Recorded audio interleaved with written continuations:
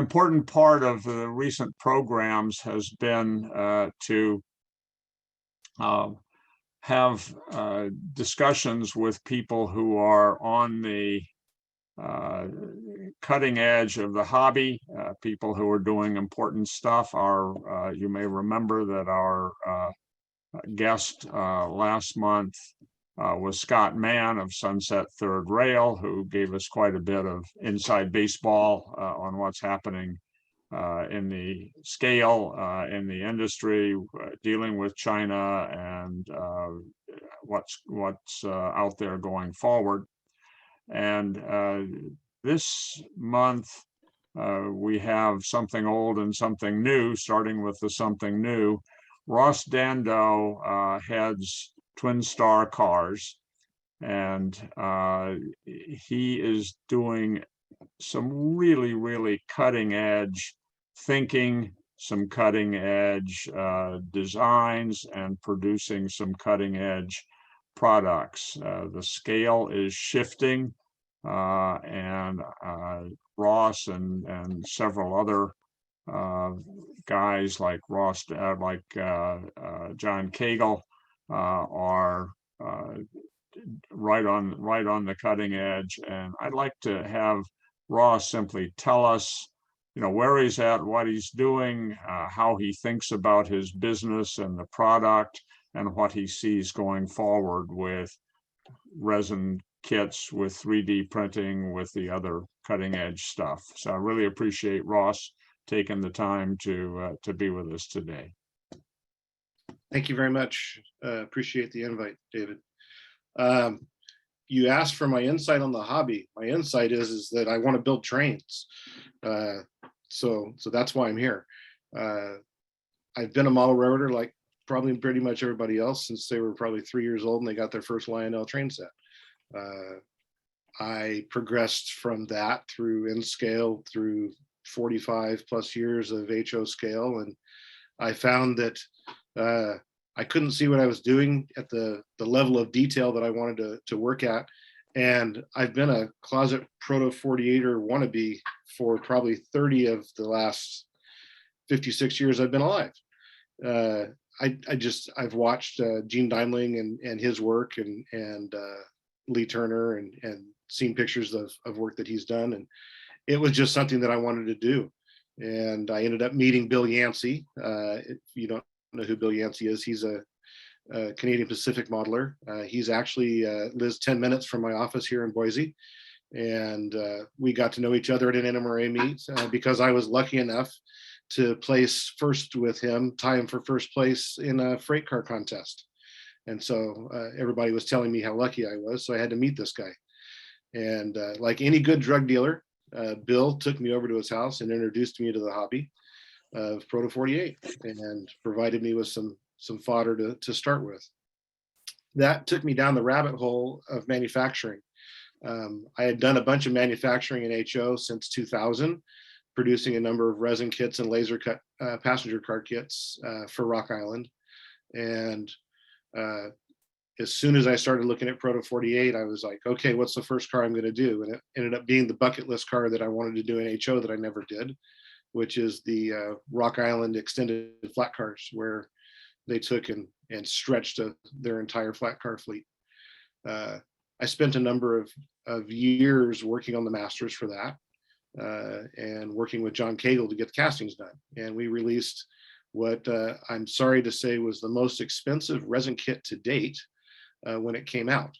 Now you say, oh my gosh, so you're proud of the fact that you produced an expensive kit. And the reality is, I'm not so much proud of how much it costs. I'm proud of the quality of what we produced and all of the different limits that we pushed.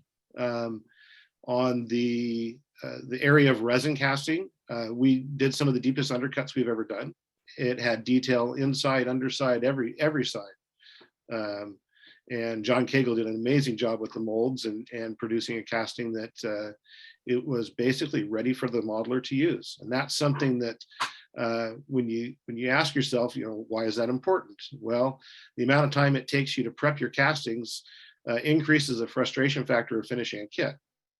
And when you can basically take a sprue of parts, like you did when you were a kid with Revell airplanes and model cars, clip all the pieces off and put them together, you tend to make a happier modeler. So we worked really, really hard to make sure that that kit would fall together with a little bit of effort. On the area of 3D printing, there was certain parts on that kit that ended up being 3D printed, and used those 3D prints as masters for the resin castings that John did. On other parts, such as the handbrake, nobody's ever done a Eureka handbrake that has the true three-dimensional properties that it should have. And so using the original blueprints from 1919, I think it was, Terry Van Winkle took those and he did all the 3D drawings for us. And then we went away and we 3D printed the investment wax. It's actually a special resin that's investable. And so the handbrake that comes with the kit, each one of those was 3D printed, and then it was burned out with brass, and it turned out into just a beautiful piece. We have hand-drawn square brake shaft. That was another piece that you don't see modeled very often. That was an exciting thing for us to do. So overall, it was a fun kit to do. And after we did that, I said, what do I want to do next? Well, it's a USRA rebuild car. So I'm currently working on our USRA, a Rock Island C&W prototype USRA rebuild. I know David's very interested in the farther down the line of getting a nickel plate car, and that will come up once we hone our skills on making sure that we can get the masters done right and they fall together so that we can make a one-piece body. One-piece bodies. Let's stop there and have that conversation. If you look at what the HO resin manufacturers did for a number of years, Sunshine was producing flat kits, and then they progressed and went to a one-piece body. Yarmouth has gone to a one-piece body. You've seen their Pennsylvania car that they did in O scale. That's another key item that I believe is important to the O scale hobby, because more modelers want to do less modeling, but they want to do more modeling. So there's an oxymoron there. So if you provide them with a flat kit, some of them are probably going to can keep on going. But if you provide them with a one-piece body and the need to just add the final details, they're gonna take the time. They're gonna look at it more seriously. And that's the philosophy that we've continued with any future offerings that we make, is that it will be a one-piece body. Now that's expensive, and it does drive costs up, but in the long run, it produces a better, finer scale kit. And that's something that personally, as somebody moving from HO to Proto 48, is extremely important to me. I want that fine fidelity detail. So if I'm going to spend the time to make something for myself, I'm going to make it as fine a detail as possible, and then I'm going to offer that to other people. And with that comes, all the other little goodies that you have to produce: the brakes, the running boards, all those ancillary details. And what I'm finding is that what is available on the market, or what was available on the market, isn't as fine a detail as I want. So I end up going out and recreating the wheel. I've done a bit of work with Keith at Plano, who was doing running boards for Ron Sebastian at Des Plaines, and I've talked to Matt. I have permission to use some of that artwork to go reproduce those types of things. So as I need things, I go and have those conversations and am reproducing some of those parts. Now, some people ask, well, why don't you bring out the whole line? Well, the reality is that this is a hobby for me.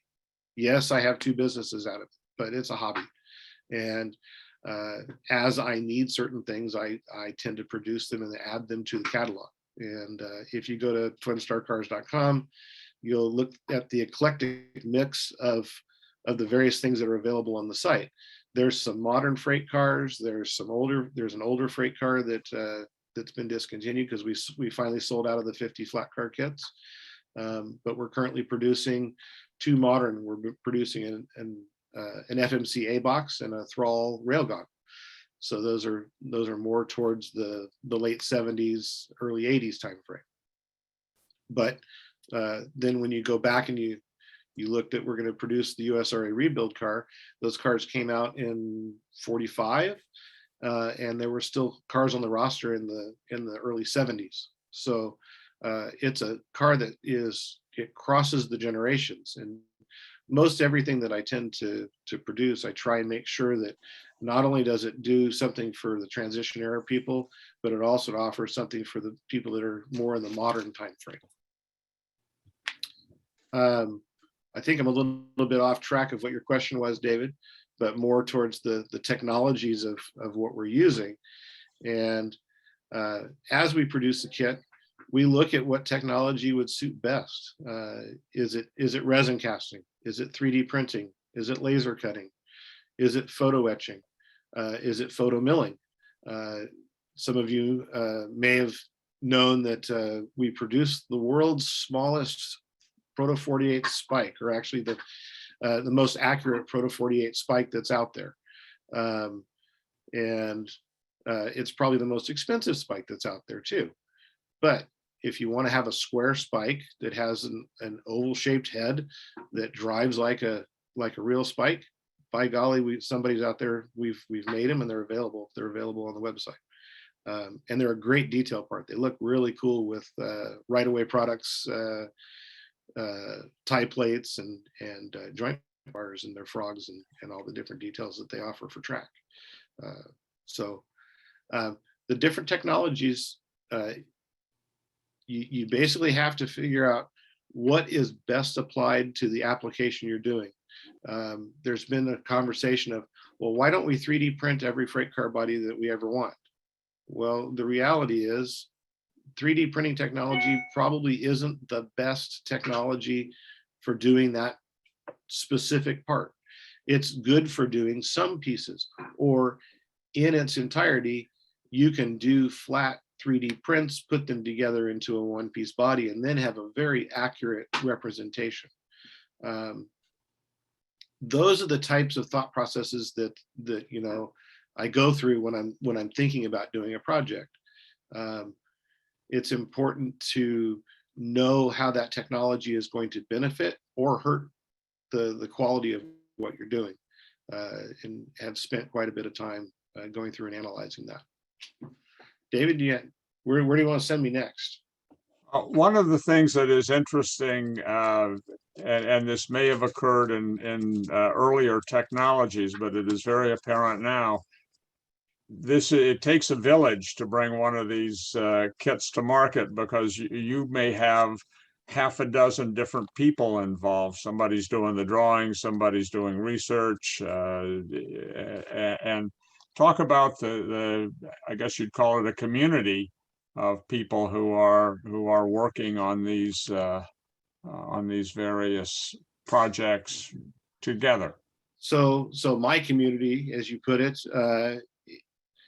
I'm trying to think of off the cuff. It's 6 or 7 people. I have, so on the modern freight car side of things, Bill Yancey does the patterns. And then I go to a guy by the name of Dan in California who does the drawings and the etchings. I go to John Cagle for castings. I go to Terry Van Winkle for 3D drawing of components that I don't have the time to 3D draw myself.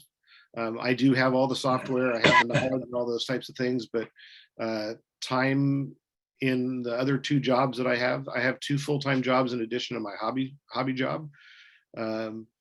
So using that community has been critical in order for the success of the project. Using microscale for decals, there's a number of other people out there that do decals. I currently haven't worked with anybody besides microscale. Who else do I have? I said John Cagle. So that's about 6 people that we come together, and everybody's invested in their own little piece of it. And everybody is getting paid. And so it's, as the ringleader, I have to take all of those financial aspects of it, bring it together, and figure out what the price of the product's going to be. And that's been a hard thing to explain to people. When they come up to your table and they want to buy a boxcar kit, and they go, "Is this an Atlas boxcar?" And you go, "No, this is a FMC A box. Nobody's ever done it before." Well, I've seen lots of, yellow boxcars before. Why is this one so special? Well, it's made from blueprints. All the parts and pieces on it are made to blueprints, and it's an accurate scale representation of the car. And then they take 2 steps back and they look at the price of it and they say, "Well, that's too much." Well, I can run you through every penny that was spent on it. And I can run you through why it was spent in order to obtain that level of quality. Let's for a second talk about freight cars. Atlas. Atlas makes an absolutely beautiful Pullman Standard 4427 car. As far as covered hoppers go in the hobby, that was one of the first cars I migrated to in order to start my fine scaling, if you will. It takes very little in order to bring that car from a mediocre offering to a really beautiful Proto 48 fine scale car. What do you need? You need pieces parts. There's a bolster and a coupler conversion. There's a photo etched running board that gets done once you do those parts. But what did it take to get that car to the market in the first place? And why does it cost $89? And how many do you have to produce at $89 in order to pay for the production run? Looking at all of those costs has been something that has driven every single project that I work on, and trying to figure out how I can take it to the next level and bring a better product to market.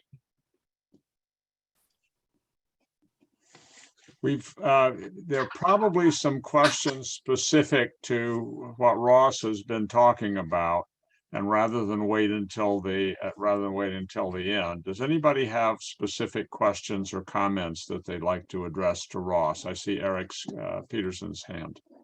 Yeah, I wondered, Ross, we had a local demonstration a year or two ago of scanning technology.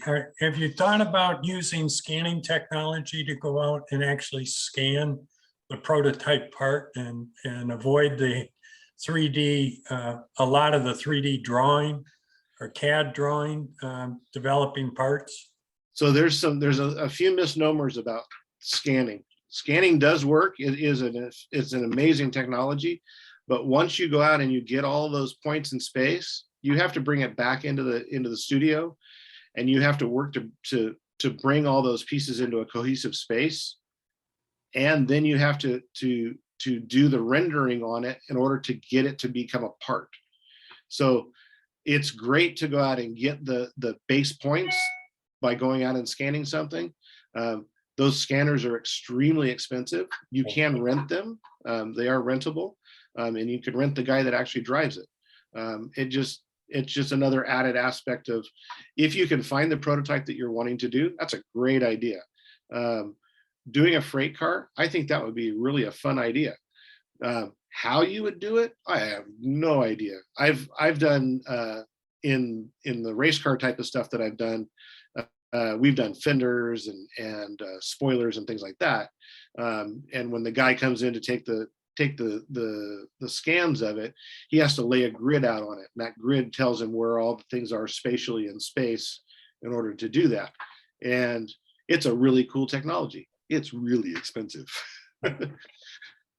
But at the same time, I've seen, there's demonstrations. There's Model U, they're a European company. They at the shows over in Europe, you can walk into their booth, they'll scan you, and they'll give you a 3D file of yourself that you can then print.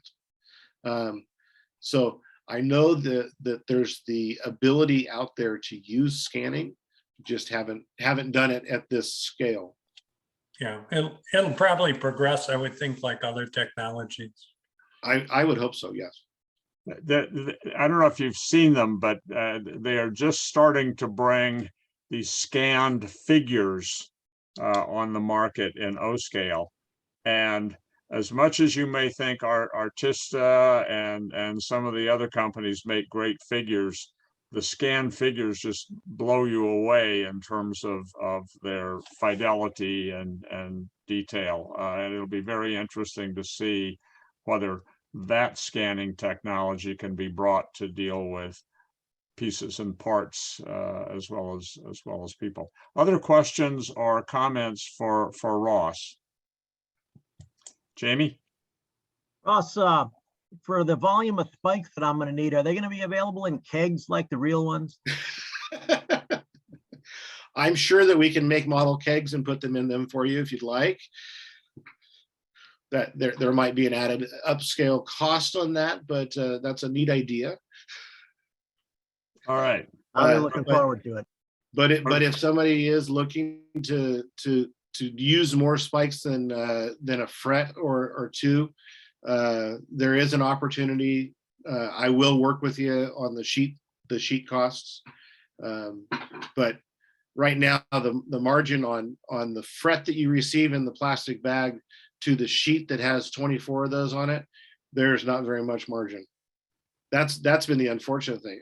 Let me give you a little taste of the medicine that I got over right before O Scale West. Bill Yancey produced some chain link fence on his layout, and he worked and got drawings done and had etchings done, and they were absolutely beautiful. And that was 4 years ago. And so I took the artwork and I thought, man, this is a great idea. It's some of the best looking fence I've ever seen. I want to have it for me. I'll go ahead and I'll do 5 sheets of it, and we'll just sell the other sheets off to see, so other people can have it for themselves. When I got the bill and picked myself up off the floor, I started doing the calculations for 18 inches of fence. The etched piece is $35. Then I sent the posts out and I had those cast, and I was really excited because it's a simple piece. I did the quick math in my head. This casting cost me this much. It's gonna be about, that should be pretty. I can make up for the 35 etching with the posts. And then when they came back at $350 a piece, and it takes 10 posts to do 18 inches, do the math real quick. That's an expensive piece of fence, but it really looks nice. So, we have all these technologies. 3D printing is doing some really cool things. The etchings that we can do, you can make pieces with folded metal today. There's a gentleman over in Europe that has been posting on Facebook of a Jeep, a red caboose Jeep that he's done an underframe for. And looks like he's going to do a cab for it also, so he can have a little bit finer scale work. Just amazing how accurate he's been working.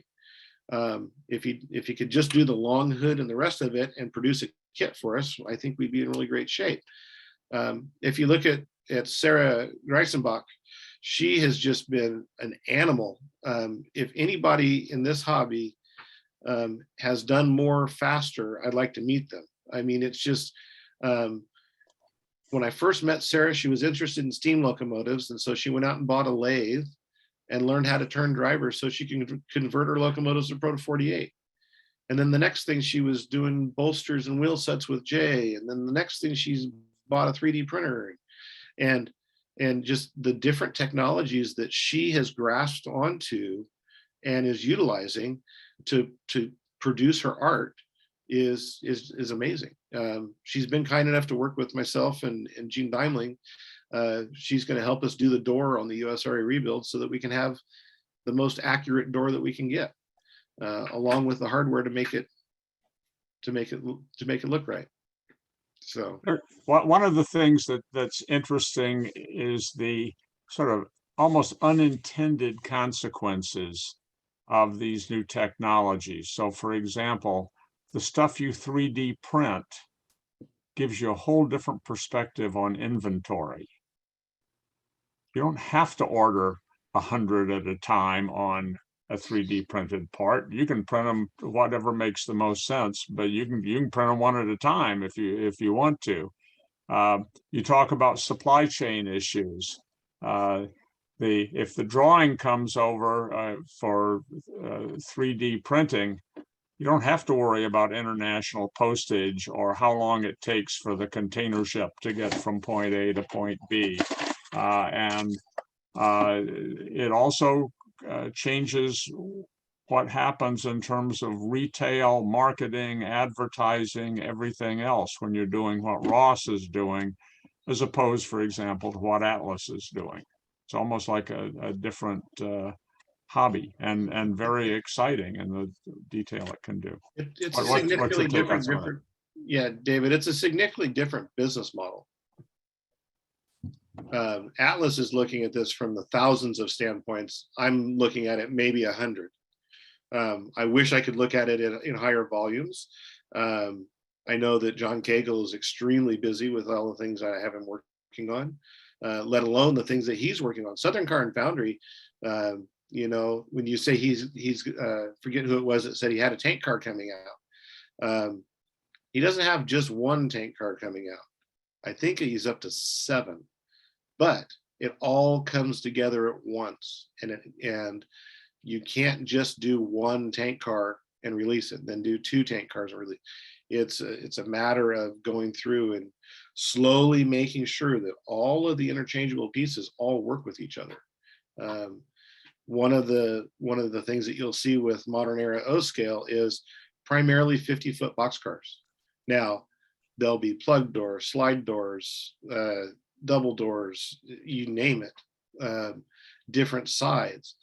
But it relies on, in order to do that one piece body, it relies on a whole bunch of tooling in order to make the molds. And making those molds is extremely expensive. If you look at a one-piece body mold for an O-scale boxcar, you're looking at almost 20 pounds of silicone at $25 a pound, and the price is still going up.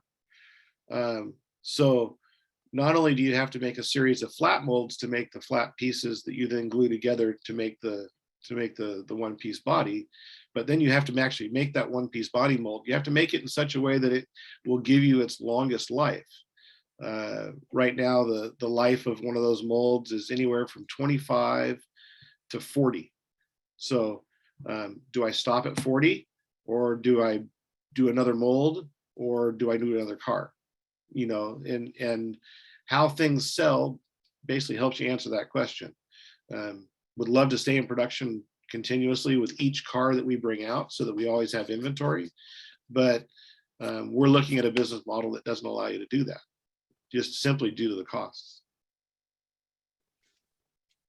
All right. Wow. Thank you, Ross. This is again is one of these peering into the future, both technologically and in terms of what the business is going to look like. And I just think that is terrific. And I really appreciate Ross's insights. I appreciate the entire community that is involved in bringing these projects to market. So thank you. At the time, thank you. All right.